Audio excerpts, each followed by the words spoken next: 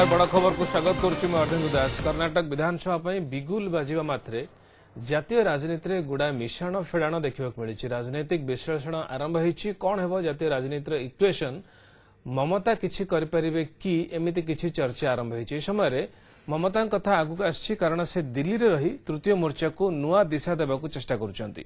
NCP नेता शरद पवार आरंभ करी Telugu Desam, Samajwadi party, national conference, राष्ट्रीय जनता दल एवं शिवसेना एवं बिजु जनता दल नेता मध्य से भेटिछंती। उद्देश्य महामेंट गठन करिवे और मोदी को रोकिबे। एतिक बेले कर्नाटक रे Amit Shah sleep of tongue बा जीभरू एमिति गोटे कथा खस जाइछि जहाकू नहीं विरोधी विशेषकर कांग्रेस पूरा पूरी बीजेपी पछरे पड़ जाइछि। जीभरू स्लीप हो जाइछि अर्थ आ जीभ उल्टिबार प्रश्न उठुनी। कांग्रेस कहिछि जहा हेउ अमित शाह सौजन्य कर्नाटक रे कांग्रेस प्रचार खूब भलरे आरंभ हेब। कांग्रेस, बीजेपी एवं अन्य जातीय तथा आंचलिक दल माने खूब भलरे आरंभ हेब। कांग्रेस, बीजेपी एवं अन्य जातीय तथा आंचलिक दल माने पूरा सीरियस अछंती। एथु जणा पडुछि जातीय राजनीति रे एबे कर्नाटक हॉट टॉपिक बनि जाइछि कारण एही निर्वाचन रा फलाफल 2019 को प्रभावित करिवार यथेष्ट संभावना रहिछि। लागुछि एथर आंचलिक दल माने ही गोटे निर्णायक स्थिति रहिबे।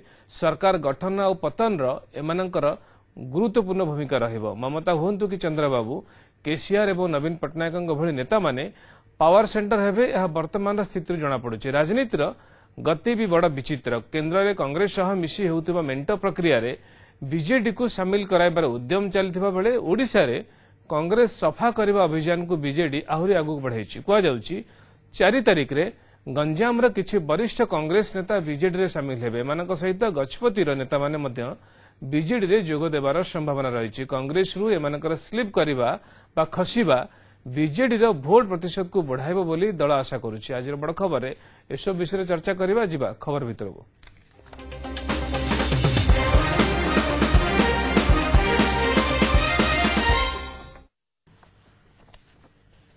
किछि दिनर नीरवता पुणी खोलिछि दामंग तुंड। एथर सीएजी रिपोर्ट को नहीं बाण मारिछंती दामबाबू। राज्य में मनरेगा योजना रे होइथिबा दुर्नीति को सत बोली कहिछंती बीजेडी रो वरिष्ठ नेता डाक्टर दामोदर राउत। दामबाबूंक मुहरु को कथा स्लीप करिछि आसन ता पर टिक नजर पकेदबा।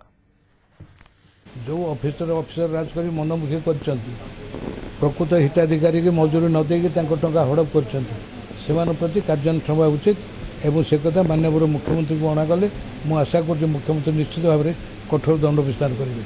किंतु मनरेगा अर्थ बाटमारा होता कथाटा सत्य। सीएजी रिपोर्ट को नहीं दामबाबू मुहरु किछि कथा स्लीप करिछि जहाँ सरकार अड़ुआ बढ़ाई पारे। हेले आमे आउ गोटे अड़ुआ विषय कथा हवा। कर्नाटक निर्वाचन बिगुल बाजिछि आ प्रथमरु विवादर बिगुल भी बाजिबा आरंभ करिछि। आरंभरु एमिति किछि घटना सामना को आछि जहाको नहीं बीजेपी एबे बैकफुट रे अछि। बीजेपी रो दुई अमित को एक्टिविटी एबे दल पई अड़ुआ हेछि आ एई मौका रे मातिबा आरंभ करछि कांग्रेस। कौन रहिछि पूरा घटना सुन देखिबा। किए लेखु लेखु लेखिदेले आउ किए कहू कहू कहीदेले। कर्नाटक निर्वाचन पई बिगुल बाजिछि कि नाही विवाद घर को आसीछि बीजेपी। दलर दुई अमित कर एक्टिविटी एबे दल पई सृष्टि करिछि अड़ुआ परिस्थिति। मौका पाई मारी बसिबाकू चेष्टा करिछि कांग्रेस। हेले एमिति कोन हैला जे कर्नाटक निर्वाचन तारीख घोषणा करने प्रेस कॉन्फ्रेंस रे बसिथिबा chief election commissioner OP Rawat को प्रथमे एमिति किछि सफेई देबाकू पड़िथिला। ना it is very serious. Umesh पता करिए, इसे देख के देखिए क्या हुआ है, पता करवाइए। अभी मैं अनाउंस करता हूं तो उसके बाद आपको पता लग जाएगा कितना सही है कितना नहीं है ना, ये पता लग जाएगा। Because you know people can have conjecture and you cannot stop conjectures, but certain things may have leaked for which election commission will take appropriate action.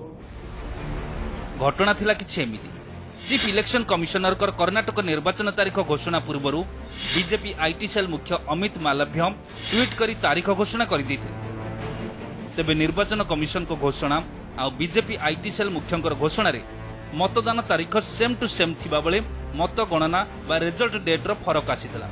निर्वाचन कमिशन को घोषणा मुताबक कर्नाटक रे 12 मार्च रे निर्वाचन हेबो एवं 15 मार्च रे मतगणना बा फलाफल घोषणा कराजिबो। हेले निर्वाचन कमिशन कर एही घोषणार 15 मिनिट पूर्वरु माने दिन 11:08 समय रे बीजेपी आईटी सेल मुख्य अमित मालव्य निज ट्विटर पेज रे निर्वाचन तारीख घोषणा करने को नहीं उठी विवाद आ विवाद सामना को आसिबा परे केउ परिस्थिति रे निर्वाचन कमिशन फाइनल करथिबा तारीख लीक हैला तार तदंत पई सीबीआई एवं इंटेलिजेंस ब्यूरो को निर्देश दैछंती मुख्य निर्वाचन कमिशनर ओपी रावत। तेबे ए संपर्क रे बीजेपी नेतांकर जुक्ति हैला एक टेलीविजन न्यूज चैनल सोर्स रु खबर पाइबा परे एभली ट्वीट करथिले अमित मालव्य। चुनाव आयोग की स्वतंत्रता और निष्पक्षता हमारे लिए महत्वपूर्ण है। उस पर किसी भी तरह का किसी भी रूप में न तो हमला किया जाना चाहिए और न होना चाहिए और न ही उसकी गरिमा पर को किसी तरह का नुकसान होना चाहिए। जो ट्वीट हमारे आईटी सेल के प्रमुख का था उसके बारे में भी स्पष्ट किया गया कि ये ट्वीट एक टेलीविजन चैनल के सोर्स के आधार पर था। इसका जो है वो कोई मकसद मंशा नहीं था कि चुनाव आयोग को किसी भी रूप में उसकी गरिमा को नुकसान पहुंचाया जाए। अमित मालव्यंकर एक्टिविटी को नहीं उठिथिबा विवाद एड़ाइबाकू चेष्टा करुछंती बीजेपी नेता हेले एहाकू नहीं विवाद बढ़ाइबा चक्कर रहिछि कांग्रेस। बीजेपी को सुपर इलेक्शन कमिशन कही कटाक्ष करिसेंती कांग्रेस नेता रणदीप सुरजेवाला। ट्वीट करी इलेक्शन कमिशन कर क्रेडिबिलिटी उपरे प्रश्न उठाइबा सह बीजेपी नेतांक विरोध रे एक्शन पाई मध्य दाबी करिसेंती।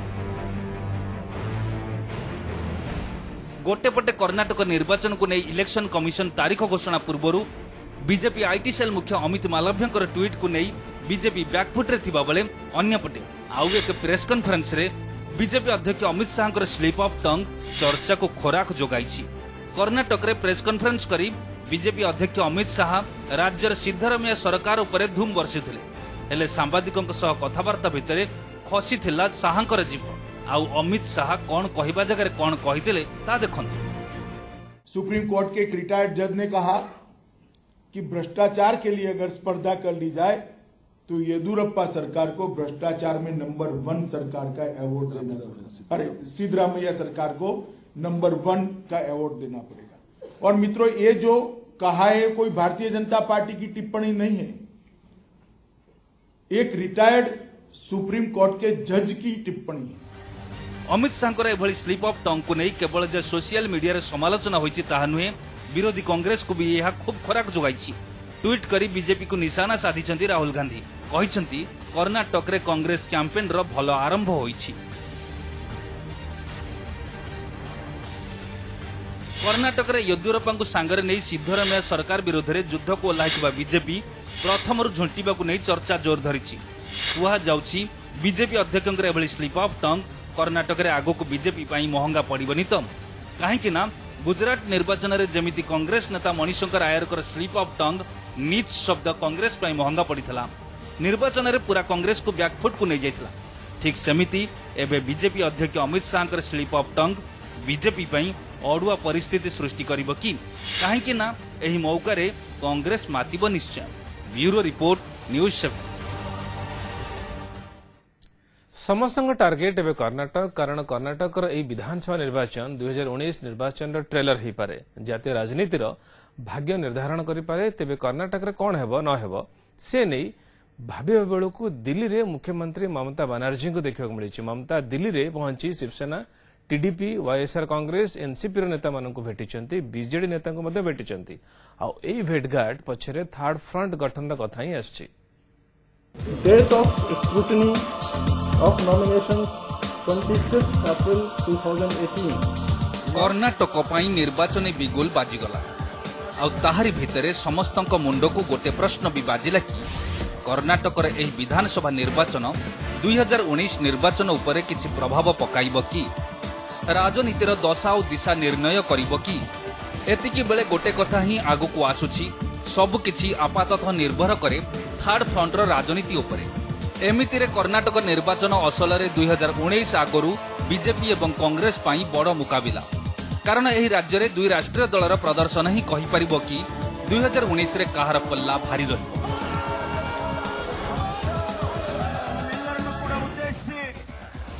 जदि कर्णाटक रे मोट जनसंख्या 6 कोटी पंजीकृत 4 कोटी 90 लाख भोटर समर्थन रे बीजेपी जितुछि तेबे एकथा स्पष्ट होइजिबो कि विरोधी अपेक्षा सेमानकर पल्ला भारी। मोदी शाहकर जोड़ी आहुरी शक्तिशाली हेबो। सेपटे कांग्रेस अध्यक्ष राहुल गांधी नेतृत्व नहीं प्रश्न उठिबो कारण कर्णाटक जदि कांग्रेस हाथ खसुची तेबे केन्द्रशासित अंचल पुडुचेरी को छाड़देले केवल मिजोराम एवं पंजाब रे ही कांग्रेसर शासन सीमित रहिजिवो एवं आंचलिक दलगुड़िक द्वारा शासित बाकी केतोटी राज्य को छाड़देले पूरा देश बीजेपी कब्जारे रहिबो फल आंचलिक दलगुड़िक कांग्रेस सह जीवाकू आउ चाहिबेनी एवं राहुल को सहित मध्य नुहंती बरं ममता बनर्जी को मोदी विरोधी भाव देखा मिलिबो एमितिरे निर्वाचन को नहीं एचडी कुमारस्वामी जेडीएस एवं बीएसपी रो खेल देखा मिल पारे एही दुई दलर मेंट पाखरे दलित भोट बैंक रही तेबे एमाने अधिक आसन हासिल करिपारिबे ता नुहे किंतु एही मेंट कांग्रेस और बीजेपी रो भोट बैंक पई विपद सृष्टि करिपारे फल कर्णाटक रे एही हारजित रे जेडीएस एवं बीएसपी मेंट गेम चेंजर नुहे गेम स्पॉइलर भूमिका देखा मिल पारे कारण राज्यर 224 आसनरू सरकार गठन पई 113टी आसन दरकार एमितिरे सत्ताधारी कांग्रेस पाखरे 122 आसन थिबा बेले बीजेपी पाखरे 43 एवं जेडीएस पाखरे रहिछि 37टी आसन आउ एक बड़ फैक्टर हेउछि लिंगायत कारण एमितिरे प्राय 100टी आसन लिंगायतଙ୍କ पाखरे रहिछि बीजेपी प्रार्थी बीएस येदियुरप्पा लिंगायत संप्रदाय होइतिबा बेले लिंगायत माने अलगा धर्मर बोली निकटरे स्वीकृति दे सारिछि कांग्रेस जहाको काउंटर करिबा पई लिंगायत संप्रदायर 110 वर्षर मुख्य शिवकुमार स्वामी को भेटिथिले अमित शाह आने वाले दिनों में हम चुनाव में जा रहे हैं भारतीय जनता पार्टी श्री येदियुरप्पा जी के नेतृत्व में चुनाव लड़ रही उस वक्त स्वामी जी का ये आशीर्वाद हमारी ताकत बढ़ाने वाला है हमें हौसला देने वाला है तेबे कर्णाटक रे कोन है से नहीं भाबिबा बेलकू पश्चिमबंग मुख्यमंत्री ममता बनर्जी दिल्ली रे डेरा पकाइबा देखा मिली प्राय मोदी विरोधी को धुआंधार भेटघाट करुछंती थार्ड फ्रंट गठन नहीं विचार विमर्श जारी रखिछंती Shiv Sena TDP YSR Congress NCP नेता मानकु भेटिछंती बीजेपी से ज्यादा तो कोई कम्युनल पार्टी नहीं है हिंदुस्तान में वो तो हिंदुत्व का बात करते हैं मारपीट नहीं करते ये तो पिस्तौल लेके हिंदुत्व करते हैं हिंदुत्व का नाम को बदनाम करते हैं दैट इज द मेन सब एक साथ में काम करना चाहिए आई थिंक दैट जिधर में जो स्ट्रांग है उसको ही करना देना चाहिए अगर यूपी में मायावती जी अखिलेश स्ट्रांग है they should work together they should work we should help them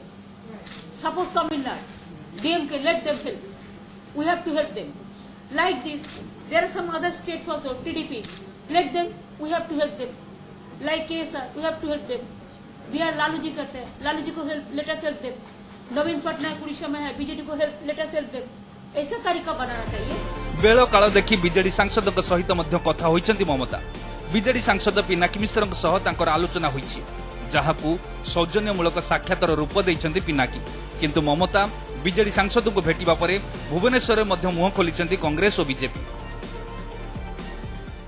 से पचारे मुख्यमंत्री नवीन पटनायक केमती अछंती तांकर संगे बहुत भल संपर्क मुझे कहली भल अच्छी एवं बहुत बिजी अच्छा स्टेट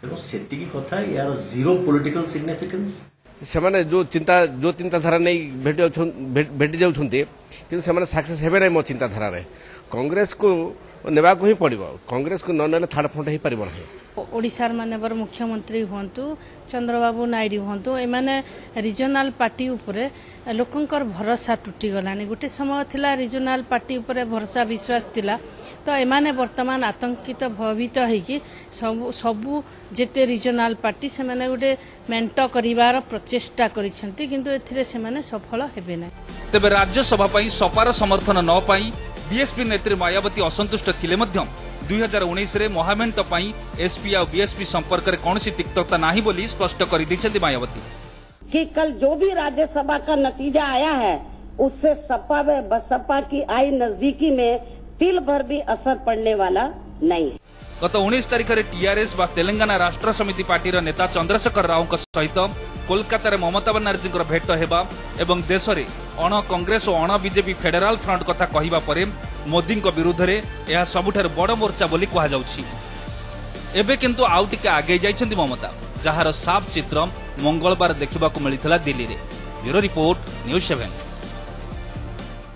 गोटेपटे कर्णाटक रे गेरुआ झंडा उड़ाई कांग्रेस को साफ करने को योजना रखी बीजेपी सेपटे 2019 पई कांग्रेस और अन्य विरोधी मोदी को रोकने को प्रयास आरंभ कर दी। बड़ खबर समय ब्रेक पर देखा क्या विरोध में आसब महाअभियोग प्रस्ताव।